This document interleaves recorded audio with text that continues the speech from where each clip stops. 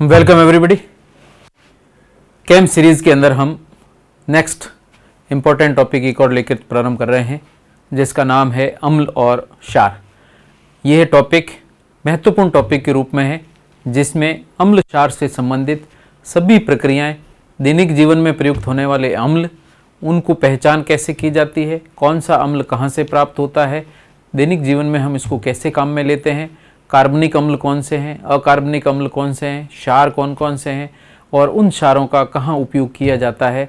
इसके अलावा पीएच और पीएच का निर्धारण कैसे करते हैं, ये सभी प्रक्रिया मिला करके आज का महत्वपूर्ण टॉपिक प्रारंभ कर रहे हैं, जिसका नाम है अम्ल और क्षार। इसके अंदर हम अवधारणाएं भी प्रदर्शित करेंगे कि अम्ल क्षार को परिभाषित करने के लिए कौन कौन सी अवधारणाएं दी गई है। प्रारंभ में हम सिंपल प्रक्रिया को लेके चलेंगे, फिर एडवांस प्रक्रिया भी इसके अंदर आएगी, जिसमें विभिन्न प्रकार की अवधारणाएं जिनके द्वारा अम्ल क्षार को परिभाषित किया जाता है, जिसमें सामान्यतः हम 3 प्रकार की अवधारणाएं लेकर प्रारंभ करते हैं, जिसमें एक है आरेनियस अवधारणा, दूसरी है ब्रोंस्टेड-लोरी अवधारणा और तीसरी हम इसके अंदर बात करते हैं लुईस अवधारणा की। 3 अवधारणाएं भी इसके अंदर प्रदर्शित की जाएगी। तो हम आज का महत्वपूर्ण टॉपिक प्रारंभ कर रहे हैं, जिसका नाम है अम्ल और क्षार। इसमें सबसे पहले अम्ल और क्षार को विभेद कैसे किया जाता है, उनकी पहचान कैसे की जाती है, उनकी प्रकृति क्या है और इनमें अंतर के रूप में हम इसको कैसे प्रदर्शित करें। तो यहाँ पर सबसे पहले लेफ्ट साइड के अंदर दिया गया है अम्ल और राइट साइड में दिया गया है क्षार। इसमें अम्ल जितने भी हैं हमेशा स्वाद के अंदर कैसे होते हैं, खट्टे होते हैं। अम्ल स्वाद में खट्टे होते हैं, जबकि क्षार है वो स्वाद में कड़वे होते हैं और टच करने पर स्वाद हमेशा साबुन की तरह चिपचिपे नजर आते हैं। तो ये भी इनके अंदर अंतर के रूप में प्रदर्शित किया जाता है। अम्ल स्वाद में खट्टे, जबकि क्षार है वो स्वाद में हमेशा ही कड़वे होते हैं। इसके अलावा अम्ल सामान्यतः अगर लिटमस पत्र के साथ में इनकी अभिक्रिया की जाए तो नीले लिटमस को लाल में परिवर्तित करते हैं, जिसको याद रखने के लिए ट्रिक आपको ध्यान में रखनी, अनीला, अनीला, और इसका मतलब है अम्ल होगा तो नीले लिटमस को लाल में परिवर्तित करता है, उसको अम्ल कहते हैं। तो इसका जस्ट विपरीत हो जाएगा, क्षार है तो ये लाल लिटमस को नीले में परिवर्तित करता है, अर्थात लाल रंग का लिटमस पत्र है या लिटमस है या लिटमस विलयन है तो उसके नीले विलयन में परिवर्तित कर देगा यदि इसको क्षार के संपर्क में लाया जाता है। इसी तरीके से अम्ल का जलीय विलयन, जिसमें H+ आयन या प्रोटॉन दाता या इलेक्ट्रॉन ग्रही प्रकृति के होते हैं। तो जलीय विलयन में जितने भी अम्ल हैं वे सभी अम्ल या तो प्रोटॉन दाता का काम करेंगे या इलेक्ट्रॉन ग्रही का काम करते हैं। तो अम्ल इलेक्ट्रॉन ग्रहण करते हैं या प्रोटॉन या H+ आयन का दान करते हैं या H+ आयन जलीय विलयन के अंदर प्रदान करते हैं। जबकि अगर क्षार की बात की जाए तो क्षार जलीय विलयन में OH आयन मुक्त करते हैं, या फिर इलेक्ट्रॉन की बात की जाए तो ये इलेक्ट्रॉन दाता प्रकृति दर्शाते हैं। तो इलेक्ट्रॉन दाता प्रकृति या OH आयन दाता प्रकृति के कोई भी पदार्थ हैं तो विलयन के अंदर ऐसी प्रकृति दर्शाने वाले पदार्थों को क्षार कहा जाता है। जिसमें एक यहाँ पर आपको चित्र भी दे रखा है, ये इसके अंदर जो डॉक पादप है, इस डॉक पादप के कांटे के अंदर अम्ल की प्रकृति पाई जाती है और उसको ही यहाँ पर प्रदर्शित किया गया है। इसके अलावा है प्राकृतिक अम्ल हमेशा दुर्बल होते हैं। जितने भी प्राकृतिक अम्ल हैं या फिर हम कह सकते हैं कार्बनिक अम्ल हैं, वे सभी कार्बनिक अम्ल दुर्बल प्रकृति के होते हैं। इनका उपयोग सामान्यतः खाने के लिए किया जाता है। लेकिन कुछ अम्ल हैं जो कि सुरक्षात्मक रूप में भी जंतुओं के द्वारा प्रयुक्त किए जाते हैं। उनमें से महत्वपूर्ण अम्ल है फॉर्मिक एसिड, जो कि यहाँ पर दिया गया है HCOOH। ये फॉर्मिक अम्ल बिच्छू, ततैया के डंक में उपस्थित होता है या लाल चींटियों के काटने पर होने वाली जलन इसकी वजह से होती है, या फिर नेटल पादप का जो कांटा है उसके अंदर भी ये उपस्थित होता है। तो यहाँ पर मैंने राइट साइड में लिखा है डॉक पादप। डॉक पादप हमेशा क्षारीय प्रकृति का होता है, जबकि जो नेटल पादप है ये अम्लीय प्रकृति का होता है। तो यहाँ पर जो चित्र दिया हुआ ये भी मैंने बता दिया, डॉक पादप नहीं है, ये नेटल पादप है। उसका कांटे के अंदर फॉर्मिक एसिड की उपस्थिति के कारण ही इसमें जलन होती है और उस जलन को ठीक करने के लिए डॉक पादप का उपयोग किया जाता है या उसकी पत्तियों के रस का उपयोग किया जाता है जो कि क्षारीय प्रकृति की होती है। तो ये जो चित्र है ये डॉक पादप का नहीं है, किसका है? नेटल पादप का चित्र है और इसके अंदर क्षारीय अम्लीय प्रकृति के गुण होते हैं। उसको नष्ट करने के लिए डॉक पादप की पत्तियों का उपयोग किया जाता है। नेक्स्ट प्रक्रिया के अंदर लेते हैं एसिटिक एसिड। ये एग्जाम्पल है, हम अम्ल लेफ्ट साइड में ले रहे हैं और क्षार को राइट साइड के अंदर प्रदर्शित कर रहे हैं, जिसमें लेफ्ट साइड के अंदर अम्ल के एग्जाम्पल के अंदर पहला दिया गया है एसिटिक अम्ल, जिसका सूत्र होता है CH3COOH, एसिटिक एसिड।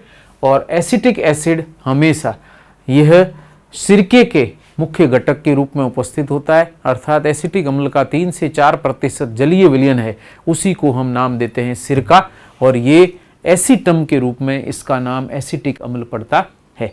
और इसके अलावा ये एसिटिक अम्ल क्षारीय प्रकृति का होता है और इसी एसिटिक अम्ल को हम सामान्यतः शुद्ध अवस्था में है तो ग्लेशियल एसिटिक अम्ल के नाम से प्रदर्शित करते हैं। इसके अलावा दूसरा दिया गया है ऑक्जेलिक एसिड। ऑक्जेलिक एसिड टमाटर और पालक के अंदर पाया जाता है, ये इसके मुख्य घटक के रूप में उपस्थित होता है। तो आपको स्रोत भी ध्यान रखना है, ऑक्जेलिक अम्ल कार्बनिक अम्ल है जो कि टमाटर और पालक में पाया जाता है। इसके अलावा लैक्टिक एसिड है, तो ये दूध के अंदर उपस्थित होता है या फिर दूध से दही बनने पर लैक्टिक अम्ल की मात्रा इसमें अत्यधिक बढ़ जाती है। इसी तरीके से सड़े हुए मक्खन के अंदर ब्यूटरिक अम्ल उपस्थित होता है और इसीलिए मक्खन को हम बटरिक एसिड या ब्यूटारिक एसिड कहते हैं। इसी तरीके से टार्ट्रिक एसिड नाम आपने सबने सुना है, तो टार्ट्रिक एसिड इमली, अंगूर और कच्चे आम में उपस्थित होता है। ऐसे सिट्रिक एसिड नींबू और संतरे के अंदर उपस्थित होता है। और एक और इम्पोर्टेंट नाम आपको ध्यान रखना है, एस्कॉर्बिक एसिड। एस्कॉर्बिक एसिड वास्तव में विटामिन सी का नाम है एस्कॉर्बिक एसिड, और एस्कॉर्बिक एसिड मुख्यतः आंवले के अंदर पाया जाता है जो कि विटामिन सी का मुख्य स्रोत है और ये शरीर के अंदर इम्यूनिटी डेवलप करने के लिए प्रयुक्त किया जाता है। तो विटामिन सी आंवले में सबसे अधिक उपस्थित होता है और विटामिन सी का ही रासायनिक नाम अगर कहे तो एस्कॉर्बिक एसिड कहा जाता है। ऐसे ही एक और नाम आ गया मैलिक एसिड, और मैलिक एसिड मेलम अर्थात सेब के अंदर उपस्थित होता है। जो एप्पल है, एप्पल के अंदर जो एसिड होता है वो एसिड या खट्टापन, अगर अब एप्पल खट्टी एप्पल है तो उसमें मैलिक एसिड नाम का अम्ल उपस्थित रहता है। इसके अलावा राइट साइड के अंदर देखें क्षार, तो क्षार के अंदर एग्जाम्पल पहला दिया गया है मैग्नीशियम हाइड्रोक्साइड, जिसको हम मिल्क ऑफ मैग्नीशिया कहते हैं। तो मिल्क ऑफ मैग्नीशिया कहा जाता है और इसका उपयोग शरीर के अंदर या आमाशय के अंदर अम्लता का निवारण करने के लिए करते हैं, क्योंकि ये क्षारीय प्रकृति का होता है। सेकंड दिया गया है सोडियम हाइड्रोक्साइड, जिसको कहते हैं कास्टिक सोडा, और ये कपड़े धोने के साबुन बनाने के लिए इसका उपयोग किया जाता है। तीसरा है पोटेशियम हाइड्रोक्साइड, जिसको कहा जाता है कास्टिक पोटास, और कास्टिक पोटास का उपयोग तेल या वसों से नहाने का साबुन बनाने के लिए साबुनीकरण अभिक्रिया के अंदर इसका उपयोग किया जाता है। अगला है अमोनियम हाइड्रोक्साइड, जो कि दुर्बल क्षार की प्रकृति का होता है, और अमोनिया के जलीय विलयन के अंदर यह अमोनियम हाइड्रोक्साइड उपस्थित रहता है। अगला है कैल्शियम हाइड्रोक्साइड, और कैल्शियम हाइड्रोक्साइड इसको हम बूझा चूना कहते हैं। इसको क्या कहते हैं? बूझा चूना कहा जाता है। और यही अगर जलीय विलयन के रूप में है तो इसको हम कहते हैं, विलयन के रूप में होगा तो ध्यान रखना, अगर ये विलयन के रूप में है तब तो कहा जाता है चूने का पानी। चूने का पानी, या इसको हम लाइम वाटर के नाम से प्रदर्शित करते हैं। और यदि कैल्शियम हाइड्रोक्साइड आधिक्य में जल में घोल दिया जाए तो निलंबन बनता है, और उस निलंबन का उपयोग कली करने के लिए किया जाता है, दीवारों को सफ़ेदी करने के लिए किया जाता है, और उसी में सभी में कैल्शियम हाइड्रोक्साइड मुख्य घटक के रूप में रहेगा। इसके अलावा एक अतिरिक्त सूचना है, ये आपको नाम ध्यान रखना है, बहुत इंपॉर्टेंट है, हिप्यूरिक एसिड। ये भी अम्ल है, और ये हिप्यूरिक एसिड कहाँ पर पाया जाता है? ये अस्त बल में हिप्यूरिक अम्ल की गंध आती है, अर्थात जहाँ पर घोड़े रखे जाते हैं, घोड़ों का जो अस्तबल है वहाँ पर हिप्यूरिक एसिड की स्मेल आती है। क्यों आती है? क्योंकि यह घोड़े के मूत्र में पाया जाता है और घोड़े के नाम पर ही इसका नाम हिप्पस घोड़े के लिए प्रयुक्त किया जाता है, इसलिए इसका नाम हिप्यूरिक एसिड रखा जाता है। तो इंपॉर्टेंट नाम ध्यान रखना, हिप्पस घोड़े से संबंधित है और इसके मूत्र में ये एसिड पाया जाता है, इसलिए इसको हिप्यूरिक एसिड कहा जाता है। क्लियर है, ये इंपॉर्टेंट ध्यान रखना, और ये अम्ल की श्रेणी में आता है। नेक्स्ट हम बात करते हैं इंडिकेटर या सूचक। अम्ल क्षार सूचक के रूप में अगर प्रदर्शित किया जाए तो सूचक का मतलब होता है इंडिकेट करना या सूचना देना। तो सूचक का मतलब है माध्यम की सूचना देने की प्रक्रिया को हम, या वे पदार्थ जो अम्लीय या तथा क्षारीय माध्यम की सूचना देते हैं, उसी को हम सूचक के नाम से प्रदर्शित करते हैं। तो यहाँ पर इंडिकेटर का मतलब तो क्या हो जाएगा, सूचना देने वाला सूचक या इंडिकेटर कहलाता है। और किसकी सूचना देता है, सामान्यतः यह अम्लीय या क्षारीय माध्यम की सूचना देने वाले यौगिक ही हमेशा सूचक या इंडिकेटर कहलाते हैं। अम्लीय माध्यम है या क्षारीय माध्यम है तो सूचक अपना रंग परिवर्तित करके या प्रक्रिया बदल करके अपनी सूचना देता है कि पहले अम्लीय माध्यम था, अब ये माध्यम बदल कर कैसा हो गया क्षारीय। या लिटमस पत्र भी सूचक है एक तरह से, जो अम्लीय और क्षारीय माध्यम की प्रकृति को प्रदर्शित करता है। इसी तरीके से यहाँ पर हम अगर सूचक की बात करें तो मूलतः हम 3 प्रकार के सूचकों का यहाँ अध्ययन करेंगे, जिसमें पहले हैं रसायन सूचक, जो कि रासायनिक यौगिक हैं और ये यौगिक निश्चित रंगयुक्त या रंगहीन होते हैं, लेकिन किसी निश्चित माध्यम की उपस्थिति के अंदर ये अपना रंग परिवर्तित करके माध्यम की उपस्थिति दर्शाते हैं। इसी तरीके से गंधीय सूचक, जो कि गंध में परिवर्तन करके माध्यम की प्रकृति को दर्शाते हैं, उनको गंधीय या ऑल्फैक्टरी इंडिकेटर कहा जाता है। और तीसरे प्रकार के हैं नेचुरल या प्राकृतिक सूचक कहा जाता है, और ये सूचक भी अपना रंग परिवर्तन करके माध्यम की प्रकृति को प्रदर्शित करते हैं। बहुत ही महत्वपूर्ण है तीनों प्रकार के। इनके एग्जाम्पल आपको कम से कम 2 याद रखने हैं। उसमें से पहला मैं लेके चल रहा हूँ रसायन सूचक या केमिकल इंडिकेटर, जो रासायनिक रूप से या रसायनों के द्वारा निर्मित किए जाते हैं, प्रयोगशाला में बनाए जाते हैं। उसमें से पहला है अम्लीय सूचक। अम्लीय सूचक में एग्जाम्पल है फिनोल्फ्थैलीन का। अम्लीय सूचक सामान्यतः यहाँ रसायन के अंदर अम्लीय और क्षारीय सूचक का मतलब है ये उस सूचक की प्रकृति को दर्शाते हैं कि अम्लीय प्रकृति के सूचक हैं या क्षारीय प्रकृति के। तो चूंकि फिनोल्फ्थैलीन वास्तव में अम्लीय प्रकृति का होता है, अर्थात जल में घोले जाने पर ये प्रोटॉन निष्कासित करता है, इसलिए इसको हम क्या कहते हैं, अम्लीय सूचक कहते हैं। और इसको सामान्यतः H और स्मॉल लेटर में PH करके दर्शाया जाता है। और यदि एक्वस मीडियम के अंदर इसको मिलाया जाए तो यह H+ मुक्त करता है और pH ऋणायन के रूप में निष्कासित करेगा। तो ऐसी स्थिति के अंदर ये अम्ल प्रदान करने वाले या अम्लीय प्रकृति के सूचक होते हैं, इसलिए इनको अम्लीय सूचक कहा जाता है। जैसे फिनोल्फ्थैलीन अम्लीय सूचक है, और फिनोल्फ्थैलीन माध्यम के साथ अपना रंग बदलता है। अगर अम्लीय सूचक है तो अम्लीय माध्यम के अंदर हल्के या रंगहीन प्रकृति के होते हैं, जबकि क्षारीय माध्यम में यही गुलाबी रंग उत्पन्न करता है। तो फिनोल्फ्थैलीन अम्लीय माध्यम में कोई रंग उत्पन्न नहीं करता, लेकिन यदि इसमें क्षारीय माध्यम प्रदर्शित किया जाए या क्षारीय माध्यम में इसको मिला दिया जाए तो यह आयनीकृत होकर के हमेशा गुलाबी रंग उत्पन्न करता है, अर्थात माध्यम में परिवर्तन की प्रक्रिया को दर्शाने वाला है, और इसी को हम अम्लीय सूचक के नाम से दर्शाते हैं। इसी तरीके से दूसरे हैं क्षारीय सूचक, जिसका एग्जाम्पल है मिथाइल ऑरेंज, और इसको प्रदर्शित किया जाता है MeOH के रूप में, क्योंकि ये जलीय विलयन के अंदर घोला जाने पर OH- आयन मुक्त करता है, इसलिए इसको हम क्षारीय सूचक के नाम से दर्शाते हैं। तो मिथाइल ऑरेंज क्षारीय सूचक है, और यह क्षारीय माध्यम के अंदर तो हल्के पीले रंग का होता है, लेकिन अम्लीय माध्यम होते ही यह लाल रंग में बदल जाता है और रंग में परिवर्तन द्वारा माध्यम की प्रकृति दर्शाता है। ऐसे ही दूसरे प्रकार के सूचक हैं गंधीय या ऑल्फैक्टरी इंडिकेटर, और ऑल्फैक्टरी इंडिकेटर हमेशा माध्यम में परिवर्तन को गंध परिवर्तित करके प्रदर्शित करते हैं। तो माध्यम के साथ यह सूचक अपनी गंध बदलते रहें, और उसके अंदर हम सामान्यतः ये 3 सूचकों का उपयोग करते हैं। प्याज माध्यम के साथ अपनी गंध परिवर्तित करता है। ऐसे ही तनु वनीला, ये भी प्राकृतिक पदार्थ है, लेकिन यह गंध के रूप में अपनी सूचना प्रदर्शित करता है। और तीसरा है लौंग का तेल, ये भी गंध में परिवर्तन करके माध्यम की प्रकृति को दर्शाता है। इसलिए इन तीनों को हम क्या कहते हैं, ऑल्फैक्टरी या गंधीय सूचक कहते हैं।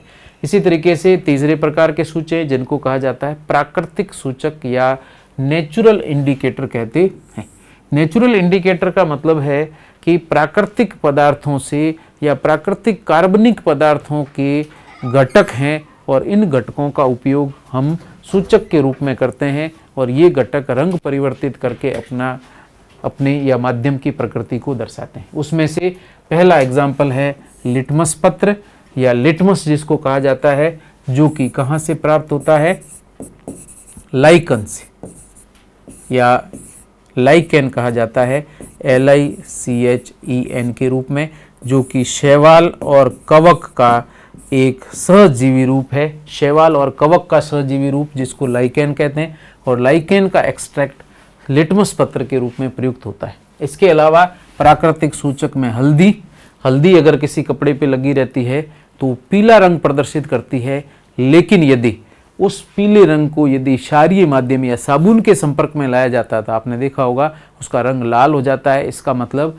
क्षारीय माध्यम में हल्दी का रंग लाल, जबकि सामान्य माध्यम के अंदर हल्दी का रंग कैसा होता है, पीला होता है। ऐसे ही गुड़हल की पंखुड़ियाँ या जेरानियम पादप है, पिटूनिया पादप है या हेंजनिया पादप है, इनके फूलों की पंखुड़ियों का यदि रस निकाल दिया जाए तो ये माध्यम के साथ में रंग परिवर्तन प्रदर्शित करता है। नाम याद रखने हैं, गुड़हल, जेरानियम, पिटूनिया और हेंजनिया, इनके फूलों की पंखुड़ियाँ का रस निकाल करके उसका उपयोग सूचक के रूप में या माध्यम अम्लीय क्षारीय सूचक के रूप में प्रयुक्त किया जाता है। ऐसे ही लाल पत्ता गोभी के यदि रस को निकाल दिया जाए तो वह भी माध्यम के साथ में रंग में परिवर्तन प्रदर्शित करता है, बहुत महत्वपूर्ण है। तो इनके एग्जाम्पल प्राकृतिक सूचकों के रूप में प्रयुक्त किए जाते हैं, माध्यम के साथ रंग प्रदर्शित करते हैं।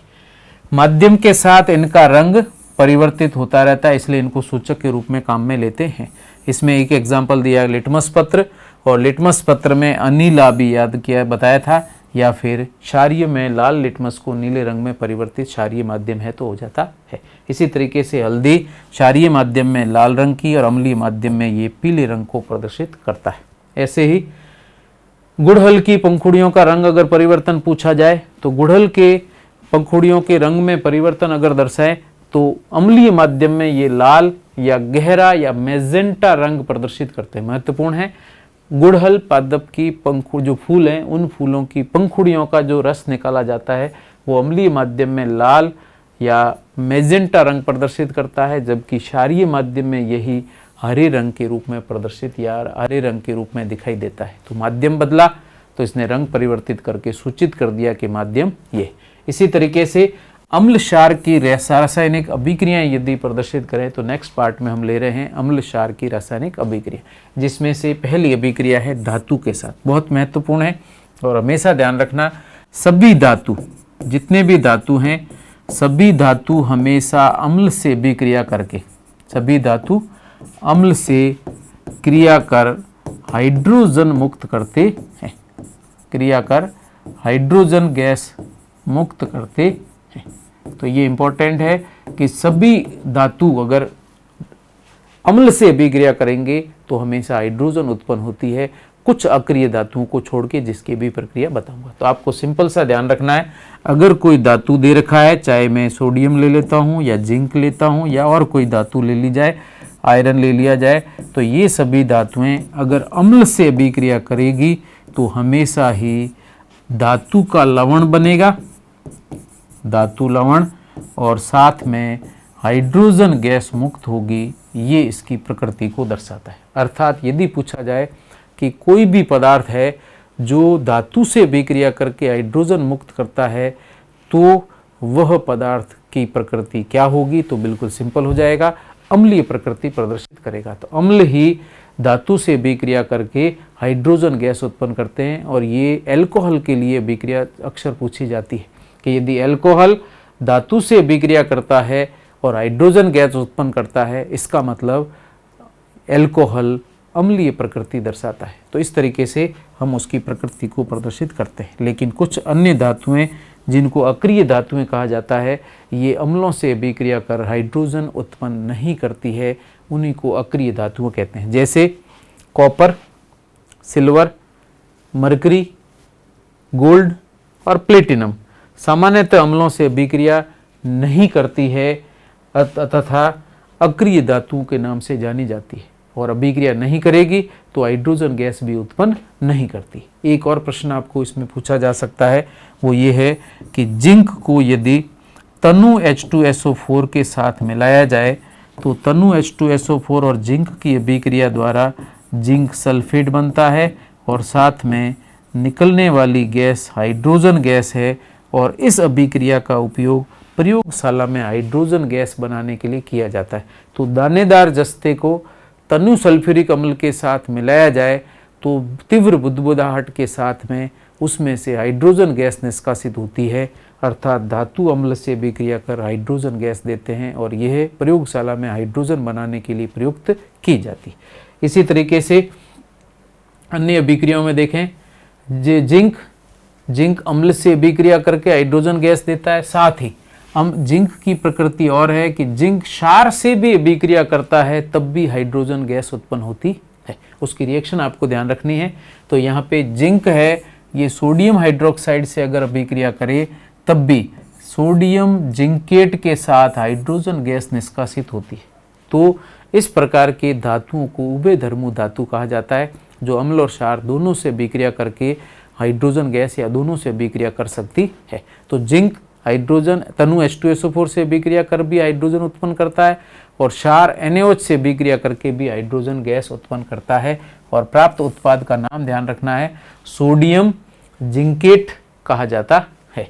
इसी तरीके से जल व एल्कोहल सक्रिय धातु जैसे sodium, potassium, rubidium, aluminium, magnesium, इनको हम सामान्यतः सक्रिय धातुएं कहते हैं। सक्रिय धातुएं क्यों कहा जाता है? क्योंकि ये जल से अभिक्रिया करके भी हाइड्रोजन गैस उत्पन्न करती है। तो जल व एल्कोहल से भी अभिक्रिया करके हाइड्रोजन गैस उत्पन्न की जाती है। तो जल और एल्कोहल सक्रिय धातुओं से अभिक्रिया करके भी हाइड्रोजन गैस उत्पन्न करते हैं, और ये अभिक्रिया जल व एल्कोहल की अम्लीय प्रकृति को दर्शाती है। और इसके अलावा एक और चीज ध्यान रखना, अगर अम्लीयता का क्रम पूछा जाए, अम्लीयता का क्रम किसके लिए? जल और एल्कोहल के लिए। तो जल और एल्कोहल में से यदि अम्लीयता के क्रम को पूछा जाए तो कौन सा अधिक अम्लीय या अधिक अम्लीय प्रकृति का है, तो दोनों में ध्यान रखना, जल की अम्लीय प्रकृति एल्कोहल की अम्लीय प्रकृति से अधिक होगी, ये जरूर आपको ध्यान रखना है। तो जल एल्कोहल से अधिक अम्लीय प्रकृति का होता है, ये अलग से ध्यान रखना, जिसकी व्याख्या हम धनात्मक प्रेरणिक प्रभाव द्वारा आसानी से करते हैं। इसके अलावा रिएक्शन आप चेक कर सकते हैं, एथिल अल्कोहल दे रखा है, सक्रिय धातु सोडियम दे रखी है, इसकी यदि अभिक्रिया की जाए तो यहाँ पर C2H5O के साथ में सोडियम जुड़ जाता है, अर्थात सोडियम एथॉक्साइड बनता है, और इसके साथ हाइड्रोजन गैस निष्कासित होती है। अर्थात शुद्ध एल्कोहल में यदि सोडियम धातु का टुकड़ा मिलाया जाए तब भी रासायनिक अभिक्रिया द्वारा हाइड्रोजन गैस उत्पन्न होती है। और पहले ही बताया था कि कोई भी पदार्थ धातु से अभिक्रिया करके हाइड्रोजन गैस उत्पन्न करता है, इसका मतलब वह पदार्थ अम्लीय प्रकृति का होगा, अर्थात एल्कोहल अम्लीय प्रकृति दर्शाता है। इसके अलावा एक नोट आपको और ध्यान रखना है कि वैसे तो कॉपर अम्ल से तत्काल रासायनिक अभिक्रिया नहीं करता, अभी बताया था, लेकिन पीतल और कांसे के जो पात्र हैं, ये पात्र जिनमें खट्टे पदार्थ या दही ले लिया जाए तो इनमें जो उपस्थित टिन और जिंक है वे इसके साथ अभिक्रिया करके जहरीले उत्पादों का निर्माण करते हैं। तो ये प्रक्रिया जरूर ध्यान रखना। तो सबसे पहले अभिक्रिया कौन करेगा? सबसे पहले अभिक्रिया करेगा टिन और जिंक, जो कि अम्ल से अभिक्रिया करके यौगिक बनाएंगे, और उसके बाद में इसके अंदर जहरीले पदार्थ उत्पन्न होते हैं। इसलिए लंबे समय तक रखे गए पीतल और कांसे के बर्तन के अंदर छाछ और दही है तो उसका उपयोग सामान्यतः नहीं किया जाता। ये आपको इस प्रक्रिया से स्पष्ट हो जाएगा। अगली प्रक्रिया रासायनिक अभिक्रिया के रूप में है कि सोडियम बाइकार्बोनेट हो, चाहे सोडियम कार्बोनेट हो या कैल्शियम कार्बोनेट हो, इन तीनों की अगर अम्लों के साथ अभिक्रिया की जाए तो तीव्रता से कार्बन डाइऑक्साइड उत्पन्न होती है। तो पहला है सोडियम बाइकार्बोनेट, जिसको मीठा सोडा कहते हैं या खाने का सोडा कहा जाता है। इसी खाने के सोडे की अभिक्रिया यदि किसके साथ में की जाती है, अम्ल के साथ की जाए, तो तीव्रता से कार्बन डाइऑक्साइड गैस निष्कासित होती है। ऐसे ही सोडियम कार्बोनेट और ऐसे ही कैल्शियम कार्बोनेट। और एक और ध्यान रखना, मार्बल शब्द आता है तो मार्बल के अंदर इसका सूत्र पूछे तो कैल्शियम कार्बोनेट ही मार्बल के सूत्र को दर्शाता है। तो उपयुक्त सभी यौगिक अम्लों से अभिक्रिया करके कार्बन डाइऑक्साइड गैस उत्पन्न करते हैं, जैसे चौक या खड़िया, चूना, मार्बल, ये कैल्शियम कार्बोनेट से बने होते हैं तथा HCl से अभिक्रिया करके कार्बन डाइऑक्साइड उत्पन्न करते हैं, जिसकी रासायनिक अभिक्रिया अगर देखें तो CaCO3 की अभिक्रिया यदि HCl के साथ में की जाती है तो कैल्शियम का क्लोराइड बनता है और ये हाइड्रोजन कार्बोनेट से अभिक्रिया करके H2O बनाता है और साथ में कार्बन डाइऑक्साइड गैस के रूप में निष्कासित होती और यही तीव्र बुलबुलों के रूप में दिखाई देती है। ये इसका मतलब ये है कि यदि मार्बल का फर्श है तो उसके ऊपर तेजाब अगर गिरता है तो उसमें आपने देखा होगा तीव्रता से झाग उत्पन्न होते हैं और ये झाग सामान्यतः कार्बन डाइऑक्साइड निर्मित होने से दिखाई देते हैं। और इसी तरीके से टॉयलेट क्लीनर के रूप में अगर HCl का उपयोग किया जाता है तो वहाँ भी कार्बनिक यौगिकों से अभिक्रिया करके ये तीव्रता से उसका अपघटन करता है या हाइड्रोजन गैस उत्पन्न होती है या फिर कार्बन डाइऑक्साइड गैस उत्पन्न होती है। इसी तरीके से अगर कैल्शियम कार्बोनेट के साथ में यदि H2SO4 के साथ अभिक्रिया की जाए, ये भी अम्ल है, तो दोनों ही जलीय विलयन में तनु अम्लों से अभिक्रिया करे तो यहाँ पर बन जाएगा कैल्शियम सल्फेट और साथ में H2O और कार्बन डाइऑक्साइड निष्कासित होती है। तो कोई भी कार्बोनेट अम्ल से अभिक्रिया करेगा तो कार्बन डाइऑक्साइड निष्कासित होगी और यदि सोडियम कार्बोनेट तो भी यही अभिक्रिया होगी और सोडियम बाइकार्बोनेट है तब भी यही रासायनिक अभिक्रिया होती है और उसी में कार्बन डाइऑक्साइड निष्कासित होगी। तीसरी रासायनिक अभिक्रिया है अम्ल क्षार की, जिसमें धातु ऑक्साइड से अभिक्रिया अगर की जाए तो धातु ऑक्साइड से अगर अम्ल की अभिक्रिया की जाए तो क्या होगा। तो पहली प्रकृति तो ध्यान रखना, धातुओं के ऑक्साइड क्षारीय प्रकृति के होते हैं और अगर अधातुओं के ऑक्साइड लिए जाएं तो अम्लीय प्रकृति के होते हैं। तो यहाँ पर हम ले रहे हैं धातु ऑक्साइड जो कि कैसी प्रकृति के होंगे, क्षारीय प्रकृति के, इसलिए किससे अभिक्रिया करेंगे, अम्ल से। और अगर क्षार और अम्ल की अभिक्रिया होती है तो लवण और जल निर्मित होते हैं। तो चूंकि धातु ऑक्साइड क्षारीय प्रकृति के होते हैं अतः अम्ल से अभिक्रिया करके लवण और जल उत्पन्न करते हैं।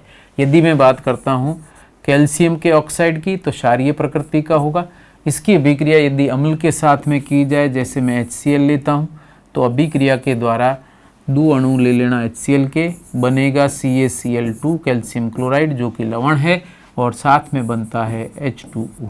H2O यहाँ पर जल के रूप में, कैल्शियम क्लोराइड यहाँ पर लवण के रूप में, HCl यहाँ पर अम्ल के रूप में है, तो कैल्शियम ऑक्साइड यहाँ पर क्या होगा, क्षार के रूप में। तो इस तरीके से स्पष्ट हो जाएगा कि अम्ल और क्षार की अभिक्रिया द्वारा लवण और जल निर्मित होते हैं।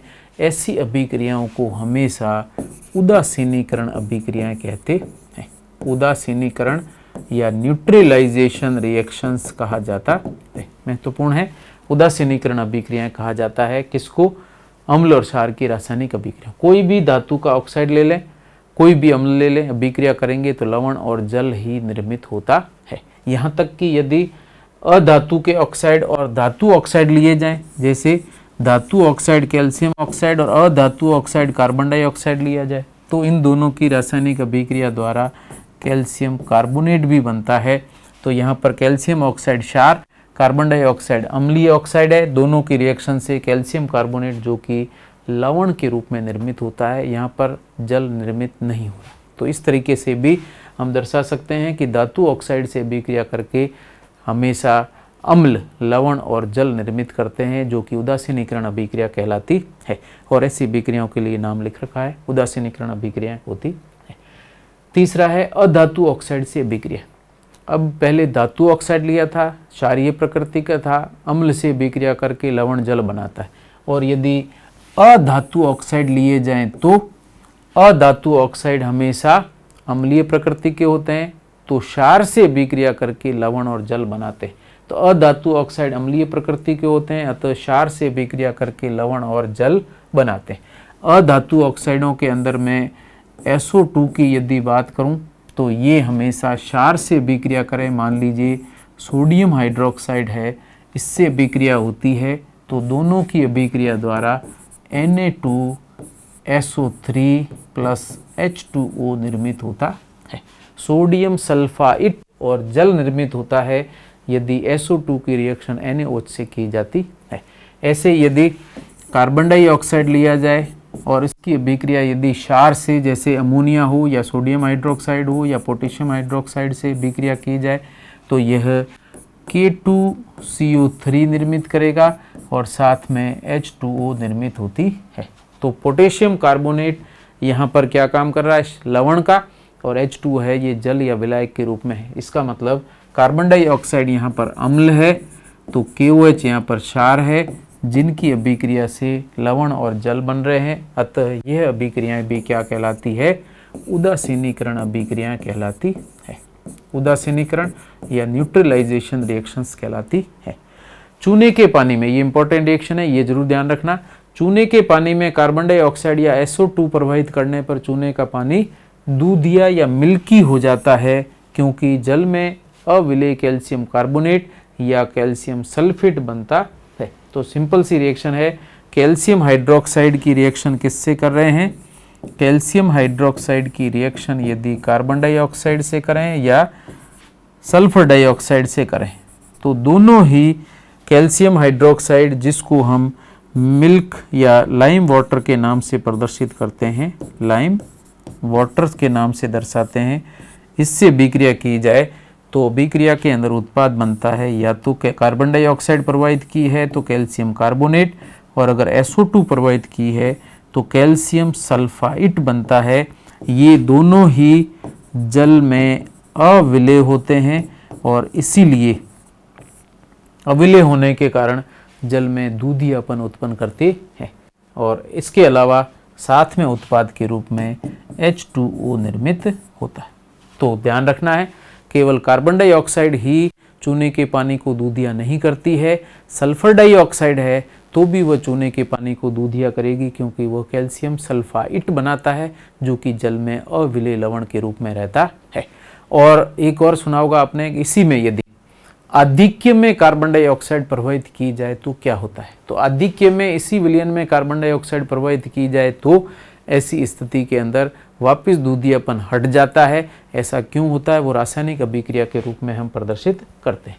तो देखें, जल में अधिक देर तक CO2 प्रवाहित करने पर जल में घुलनशील कैल्शियम बाइकार्बोनेट बनता है और उसी के कारण दूधियापन गायब हो जाता है। रिएक्शन क्या होगी, कैल्शियम कार्बोनेट जल में दूधियापन उत्पन्न कर रहा है, और यही अगर H2O और कार्बन डाइऑक्साइड से अभिक्रिया करे, अर्थात आधिक्य CO2 प्रवाहित की जाए, तो CO2, H2 और कैल्शियम कार्बोनेट तीनों रिएक्शन करके एक नया उत्पाद बनाएंगे, कैल्शियम बाइकार्बोनेट। और कैल्शियम बाइकार्बोनेट जल में विलय होने के कारण, जल में घुलनशील होने के कारण दूधियापन हटा देता है या गायब हो जाता है। तो ये दोनों प्रक्रिया ध्यान रखना। चूने के पानी में फूंक देने पर भी, फूंक से निकलने वाली कार्बन डाइऑक्साइड चूने के पानी को कैल्शियम कार्बोनेट बनाकर दूधिया करती है। आधिक्य में प्रवाहित की जाए तो यही अभिक्रिया द्वारा कैल्शियम बाइकार्बोनेट बनने के कारण, जो कि जल में घुल जाता है, दूधियापन हट जाता है। तो इस तरीके से ये दोनों महत्वपूर्ण रिएक्शंस आपको ध्यान में रखनी। और इसकी जगह यदि कैल्शियम सल्फाइड होता तब भी आधिक्य SO2 की उपस्थिति में कैल्शियम बाइसल्फाइड जल में घुलनशील होने के कारण हमेशा दूधियापन को हटा देता है। और अब लास्ट रिएक्शन है उदासीनीकरण अभिक्रियाएं या न्यूट्रलाइजेशन रिएक्शन। कौन सी होती है, वे रासायनिक अभिक्रियाएं जिनमें अम्ल और क्षार आपस में रासायनिक अभिक्रिया द्वारा लवण और जल बनाते हैं। इन अभिक्रियाओं को हम उदासीनीकरण अभिक्रियाएं कहते हैं या न्यूट्रलाइजेशन रिएक्शन कहते हैं। कैसे, न्यूट्रलाइजेशन उदासीनीकरण, अम्ल व क्षार की अभिक्रिया जिसमें लवण व जल का निर्माण होता है उदासीनीकरण अभिक्रिया कहलाती है। और सामान्यतः उदासीनीकरण अभिक्रिया में होता क्या है, अम्ल से उत्पन्न OH, क्षार से उत्पन्न, ये अम्ल से उत्पन्न H+ और क्षार से उत्पन्न OH अभिक्रिया करके क्या बनाते हैं, H2O जल बना देते हैं और अभिक्रिया में उदासीनीकरण संपन्न होता है। इसी प्रकार उदासीनीकरण प्रक्रम के अंदर हमेशा ही ऊष्मा उत्सर्जित होती है। और उदासीनी प्रक्रम में उत्सर्जित ऊष्मा को हम उदासीनीकरण ऊष्मा या उदासीनीकरण एंथैल्पी कहते हैं। और उदासीनीकरण एंथैल्पी या न्यूट्रलाइजेशन एंथैल्पी हमेशा ही ऋणात्मक होती है। उसका कारण क्या है कि यह ऊष्माक्षेपी प्रकृति को प्रदर्शित करती है और इसीलिए इसको हम माइनस चिन्ह के रूप में, माइनस एंथैल्पी परिवर्तन के रूप में दर्शाते हैं। तो ध्यान रखना है, उदासीनीकरण प्रक्रम हमेशा ऊष्माक्षेपी प्रकृति का या एक्सोथर्मिक नेचर का होता है। इसमें आपकी रिएक्शंस दे रखी हैं, जैसे पहली है HCl अम्ल है, NaOH क्षार अभिक्रिया करेगा। तो रिएक्शन कैसे करानी है, बिल्कुल सरल है। इसका पहला पार्ट धन भाग होगा, दूसरा ऋण भाग। इसका पहला पार्ट धन भाग, दूसरा ऋण भाग। तो आपको सिर्फ क्या करना है, ऋण भाग को धन भाग से, धन भाग को ऋण भाग से जोड़ करके अभिक्रिया करानी है। और ऐसी स्थिति में बनेगा Na के साथ Cl जोड़ें और H के साथ OH जोड़ें तो H2O बनेगा। और इस परिस्थिति में जो ऊष्मा निकल रही है उसको अगर उत्पाद के साथ लिखते हैं तो प्लस चिन्ह के रूप में लिखना है, और अगर अलग से डेल्टा H के रूप में लिखें तो फिर इसको माइनस चिन्ह के रूप में लिखा जाता है। ऐसे ही रिएक्शन है सोडियम का ऑक्साइड जो कि धातु ऑक्साइड है, कैसी प्रकृति का होगा, क्षार प्रकृति का। और रिएक्शन किससे करें, कार्बन डाइऑक्साइड से जो कि कैसी प्रकृति का है, अम्ल प्रकृति का। अभिक्रिया होगी तो सोडियम कार्बोनेट बनेगा, ऊष्मा उत्सर्जित होगी, इसलिए इनको हम ऊष्माक्षेपी अभिक्रिया कहते हैं। ऐसे कैल्शियम ऑक्साइड की सिलिकॉन ऑक्साइड से रिएक्शन करें तो कैल्शियम सिलिकेट बनता है और ये अभिक्रिया आयरन के निष्कर्षण के अंदर संपन्न होती है, जिसमें कैल्शियम ऑक्साइड हम अलग से बाहर से मिलाते हैं जो कि गालक कहलाता है, और SiO2 उस लोहे के अयस्क के अंदर ही उपस्थित होता है जो कि आधात्री कहलाता है। तो आधात्री और गालक रिएक्शन करके कैल्शियम सिलिकेट धातुमल और कीट बनाता है, इसको हम धातुमल और कीट कहते हैं। और इस अभिक्रिया के अंदर भी न्यूट्रलाइजेशन या उदासीनीकरण होता है। धातु का ऑक्साइड क्षारीय प्रकृति का, अधातु ऑक्साइड इसको हम कहते हैं अम्लीय प्रकृति का। रिएक्शन होगी तो लवण निर्मित होगा और ये अभिक्रिया धातु आयरन के निष्कर्षण में संपन्न होती है। ऐसे ही सल्फ्यूरिक अम्ल की रिएक्शन कैल्शियम हाइड्रोक्साइड से की जाए तो कैल्शियम सल्फेट और जल के साथ ऊर्जा निष्कासित होती है। अगर ऊर्जा यहाँ पर इसके साथ में नहीं लिखी जाए तो हम डेल्टा H के रूप में न्यूट्रलाइजेशन एंथैल्पी लिखें तो ये ऋणात्मक चिन्ह के रूप में लिखी जाती है। महत्वपूर्ण है, ये आपको ध्यान रखना। और अगर प्रबल अम्ल और प्रबल क्षार लिए जाएं तो एक तुल्यांक प्रबल अम्ल एक तुल्यांक प्रबल क्षार के साथ अभिक्रिया करता है तो ऐसी स्थिति के अंदर हमेशा ही निश्चित मात्रा में उदासीनीकरण ऊष्मा निष्कासित होती है, जिसका मान हमेशा निश्चित रहता है। ये आपका मान भी आपको ध्यान रखना है। अब है उदासीनीकरण के एप्लीकेशंस कौन कौन सी है जो अम्ल क्षार की प्रक्रिया में हम ले रहे हैं। उदासीनीकरण अभिक्रिया के अनुप्रयोग दैनिक जीवन में कहाँ पर होते हैं। पहला इसमें है अपाचन या एसिडिटी, आमाशय के अंदर अधिक अम्लता के कारण होती है। तो अपाचन या एसिडिटी या अम्लता निवारण करने के लिए हम एंटासिड के रूप में मिल्क ऑफ मैग्नीशियम या फिर मैग्नीशियम हाइड्रोक्साइड का उपयोग करते हैं, क्योंकि अम्लता का व्युत्क्रम क्या है, क्षार, और मैग्नीशियम हाइड्रोक्साइड दुर्बल क्षार के रूप में खाने के अंदर प्रयुक्त किया जाता है। तो एसिडिटी को नियंत्रित किया जा सकता है, उदासीनीकरण अभिक्रिया द्वारा हम इसको नियंत्रित करते हैं। तो एसिडिटी का निवारण एंटासिड के द्वारा किया जाता है, जैसे इनो वगैरह होता है उसमें मैग्नीशियम कार्बोनेट, मैग्नीशियम हाइड्रोक्साइड उपस्थित होता है। इसी तरीके से चींटी या मधुमक्खी या बिच्छू के काटने पर, चूंकि इनके काटने पर कौन से अम्ल के कारण जलन होती है, फॉर्मिक अम्ल के कारण, HCOOH फॉर्मिक एसिड है। इस फॉर्मिक अम्ल के कारण ही इनमें क्या होती है, जलन होती है। लेकिन यदि काटने के स्थान पर सोडियम बाइकार्बोनेट क्षार या जिंक कार्बोनेट क्षार मिलाया जाए तो ये इसकी जलन को नियंत्रित करता है या कम कर देता है, और इसका मतलब ये भी एक उदासीनीकरण अभिक्रिया है। इसी तरीके से साबुन भी लगाया जा सकता है, ये भी ध्यान रखना। तो चींटी, मधुमक्खी या बिच्छू के काटने पर अगर जलन हो रही है तो इस पर यदि साबुन रगड़ा जाए तो साबुन चूंकि क्षारीय प्रकृति का होता है इसलिए वहाँ पर जलन थोड़ी कम हो जाती है। तो साबुन द्वारा धोने पर या साबुन रगड़ने पर हमेशा इस अम्ल के प्रभाव को कम करने के कारण, उदासीनीकरण के कारण जलन कम हो जाती है। क्षारीय मृदा के उपचार के लिए खेतों के अंदर हम कैल्शियम सल्फेट 2H2O जिप्सम का उपयोग करते हैं तो ये भी ध्यान रखना। क्षारीय मृदा के उपचार के लिए जिप्सम का उपयोग किया जाता है, ये भी अम्ल क्षार प्रक्रिया है। यहाँ पर लिया गया लवण कैसा है, अम्लीय प्रकृति का है, जो कि क्षारीय मृदा को उदासीन करके उसकी उर्वरता को बढ़ाता है। तथा जैविक खाद मिलाई जाती है, जैविक खाद के अंदर भी अम्लीय प्रकृति एसिडिटी होती है या अम्लता होती है, उसकी वजह से क्षारकता को नियंत्रित किया जाता है।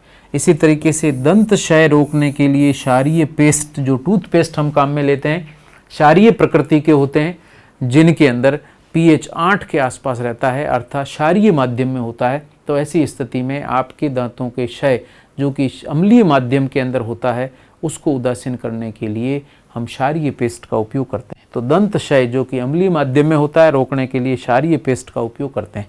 और pH 5.6 से कम pH पर हमेशा दांत क्षय होना प्रारंभ होते हैं या टूथ डिके प्रारंभ हो जाता है, दांत विघटित होना प्रारंभ कर देते हैं।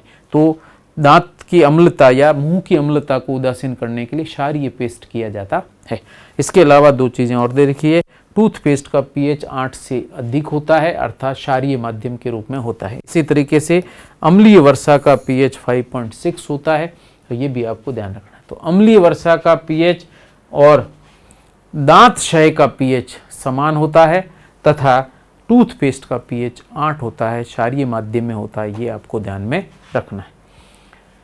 इसी तरीके से लास्ट या लगभग अंतिम प्रक्रिया के रूप में हम प्रदर्शित करें कि यदि अम्ल का तनुकरण किया जाए, ये अतिरिक्त प्रश्न ये एक्स्ट्रा के रूप में पूछे जाते हैं और ये प्रक्रियाएं सामान्यतः प्रायोगिक प्रक्रम के रूप में दर्शाई जाती है कि यदि अम्ल या क्षार का तनुकरण किया जाए, तनुकरण का मतलब है अम्ल और क्षार के अंदर यदि जल मिलाया जाए, तो ऐसी स्थिति में भी उदासीनीकरण अभिक्रिया होती है या तनुकरण की प्रक्रिया भी ऊष्माक्षेपी प्रकृति की होती है। ऐसी स्थिति के अंदर अगर सीधे अम्ल के अंदर जल मिलाकर तनु करें या क्षार में जल मिलाकर तनु करें, तो अत्यधिक ऊष्माक्षेपी प्रक्रम के कारण कई बार पात्र गर्म होकर के फट जाता है और विस्फोटित हो जाता है। इसलिए तनुकरण की प्रक्रिया भी निश्चित तरीके से ही संपन्न की जा सकती है ऊष्माक्षेपी प्रक्रम होने के कारण। तो तनुकरण या डाइल्यूशन प्रोसेस ऊष्माक्षेपी प्रकृति का, उदासीनीकरण की तरह तनुकरण भी ऊष्माक्षेपी प्रकृति का होता है और इसीलिए उदासीनीकरण हमेशा निश्चित विधि से किया जाता है। जैसे अम्ल का उदासीनीकरण करना है तो अम्ल के अंदर सीधा जल नहीं मिलाते, जबकि जल के अंदर हम बूंद बूंद करके अम्ल मिलाते हैं, मिश्रण को हिलाते रहते हैं और ऐसी स्थिति के अंदर तनुकरण किया जाता है। तो प्रक्रिया ध्यान रखना, अम्ल व क्षार का तनुकरण जल में अम्ल या क्षार धीमी गति से हिलाते हुए मिलाकर किया जाता है। तो क्या करना है, जल पहले ले लेना है और उस जल में ही फिर आपको अम्ल या क्षार मिलाना है। जल आधिक्य में फिर बूंद बूंद करके अम्ल और क्षार मिलाकर तनुकरण करते हैं। यही सही प्रक्रिया है। ऊष्माक्षेपी होने के कारण जल ऊष्मा को अवशोषित करके पात्र को फूटने से या उच्च ऊष्मा उत्पन्न होने से बचाता है। लेकिन यदि अम्ल के अंदर जल मिला दिया जाए तो निष्कासित ऊष्मा अम्ल अवशोषित नहीं करता, पात्र को दे देता है, परिपार्श्व को देता है। ऐसी स्थिति में पात्र के फटने की संभावना रहती है। एग्जाम्पल के रूप में H2SO4 सल्फ्यूरिक अम्ल, HNO3 नाइट्रिक अम्ल, HCl हाइड्रोक्लोरिक अम्ल, NaOH sodium hydroxide, KOH potassium hydroxide. तो ये 3 अम्ल हैं और 2 क्षार दिए गए हैं। इनका अगर तनुकरण करना हो तो उसके लिए यह प्रक्रिया ही उपयुक्त विधि के रूप में प्रयुक्त की जाती है। तनुकरण पर आयनन की दर बढ़ती है, तो ये भी ध्यान रखना कारण क्या है ऊष्माक्षेपी प्रक्रिया का। तो तनुकरण पर आयनन की दर बढ़ती है लेकिन इकाई आयतन में अणुओं की संख्या हमेशा घटती है, ये सिर्फ ध्यान रखना है। लेकिन आयनन की दर बढ़ने से हमेशा अभिक्रिया में ऊष्मा उत्पन्न होती है, ऊष्माक्षेपी प्रक्रम के रूप में उत्पन्न होती है। तो ये इस तरीके से आपके अम्ल क्षार की सामान्य जानकारी के रूप में जो प्रश्न बनते हैं वो यहाँ पर कंप्लीट हो जाते हैं, जिसमें आपको अम्ल और क्षार की परिभाषाएं, अम्ल क्षार परिभाषा में सामान्य अम्ल कौन कौन से हैं, फिर उसमें अम्लों के एग्जाम्पल, क्षार के एग्जाम्पल, उनकी प्रकृति, दैनिक जीवन में इनका उपयोग, कहाँ कहाँ से अम्ल और क्षार प्राप्त होते हैं। इसके अलावा सूचक क्या हैं, कौन कौन से सूचक होते हैं, सूचकों का वर्गीकरण किया। वर्गीकरण के करने के बाद में हमने अम्ल क्षार की रासायनिक अभिक्रियाएं ली।